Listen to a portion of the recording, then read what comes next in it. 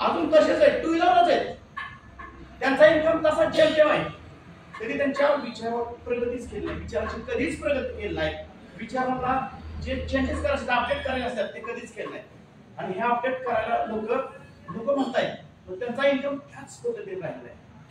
आपल्याला आपला इन्कम वाढवायचा असेल ना, आपलं जे दिमाग आहे ना, दिमाग त्याला अपडेट केलं पाहिजे. आणि अपडेट आपण काही नोकरीला नाही, हो आपण नोकरीला नाहीये, काय बसलेले त्यांना पगार आहे, त्यांना काय